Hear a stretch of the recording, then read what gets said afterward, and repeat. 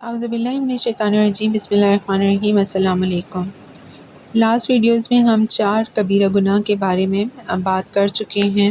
پہلا کبیرہ گناہ جو ہم نے جس کے متعلق جو ہے وہ بات کی وہ تھا شرک اکبر، اس کے بعد شرک اصغر تھا، اس کے بعد ہم نے جو تیسرا کبیرہ گناہ تھا وہ ہم نے جو ہے اس کے بارے میں بات کی تھی جادو کرنا۔ اب چوتھا کبیرہ گناہ ہم نے قتل انسان کے بارے میں جو ہے بات کی تھی، اور آج ہم 5واں کبیرہ گناہ جو ہے اس کے بارے میں بات کرتے ہیں۔ یعنی یہ کبیرہ گناہ کیا ہے؟ یتیم کا مال ہضم کرنا۔ کوئی بھی معاشرہ جس کے اندر ذرا بھی انسانیت زندہ ہو، کمزور، لاچار اور محتاج افراد کے لیے بے پناہ ہمدردی اور تعاون کا ذمہ دار ہوتا ہے۔ اور پھر اسلامی معاشرہ جس کی بنیادی خیرخواہی، شفقت اور ایثار پر رکھی گئی ہے، فی الواقع ہر کمزور کے لیے دارالامان ہے، اور پھر یتیم جیسا بے بس اور ناتواں فرد انسانیت سب سے زیادہ اہتمام، عنایت، شفقت اور ہمدردی کا مستحق ہے۔ اسی لیے آپ صلی اللہ علیہ وسلم نے ارشاد فرمایا کہ میں اور یتیم کی پرورش کرنے والا جنت میں اس طرح ہوں گے۔ آپ صلی اللہ علیہ وسلم نے شہادت والی انگلی اور ساتھ والی درمیانی انگلی سے اشارہ کیا اور دونوں کے درمیان تھوڑی سی کشادگی فرمائی، یعنی دونوں انگلیاں آپس میں ملی ہوئی نہیں تھیں۔ ایک دوسرے موقع پر آپ صلی اللہ علیہ وسلم نے فرمایا کہ میں اور یتیم کی پرورش کرنے والا ان 2 انگلیوں کی طرح جنت میں اکٹھے ہوں گے۔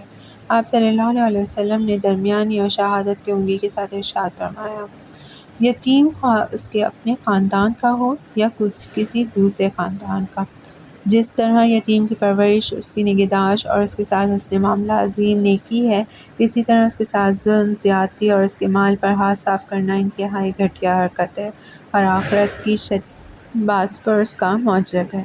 اللہ تعالیٰ ارشاد فرماتے ہیں، سورہ نساء کی آیت نمبر 10 ہے کہ جو لوگ ظلم کے ساتھ یتیموں کا مال کھاتے ہیں اور در حقیقت وہ اپنے پیٹ آگ سے بھرتے ہیں اور وہ ضرور جہنم کی بھڑکتی ہوئی آگ میں جھونکے جائیں گے۔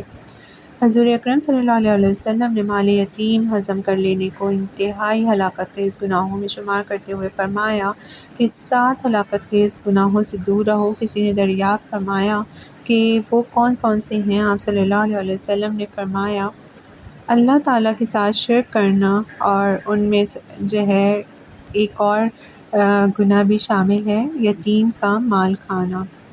ایک موقع پہ اللہ تعالیٰ آپ صلی اللہ علیہ وسلم نے بڑے بڑے گناہوں کا ذکر کرتے ہوئے فرمایا ہے کہ چونکہ یتیم کا معاملہ نازک اور اس کے مال کا غلط استعمال انتہائی خطرناک ہے، اس لیے اللہ تعالیٰ صرف اس شرط کے ساتھ مال یتیم کے قریب ہونے کی اجازت بخشی ہے کہ انسان اسے عمدہ طریقے سے استعمال کرے، یعنی کاروبار میں لگا کر اسے بڑھائے اور فی الواقع یتیموں کو فائدہ پہنچائے۔ اللہ تعالیٰ نے فرمایا کہ مال یتیم کے قریب نہ جاؤ مگر ایسے طریقے سے جو بہترین ہو، یہاں تک کہ وہ جوان ہو جائے۔ اسی لیے حضور پاک صلی اللہ علیہ وسلم نے ان لوگوں کو بطور خاص نصیحت فرمائی ہے جو انتظامی معاملات کی صلاحیت اور تجربہ نہیں رکھتے کہ وہ مال یتیم کے قریب نہ جائیں اور نہ ہی ان کی سرپرستی قبول کریں۔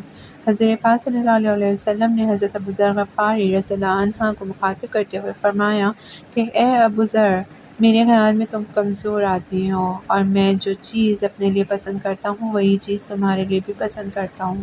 دیکھ، کبھی 2 آدمیوں پر بھی امیر نہ بننا اور نہ کبھی مال یتیم کی ذمہ داری قبول کرنا۔ اللہ ہم سب کو ایسے گناہوں سے بچنے کی توفیق عطا فرمائے جو ہماری آخرت میں ہماری پکڑ کا باعث بنے۔ شکریہ۔ اعوذ باللہ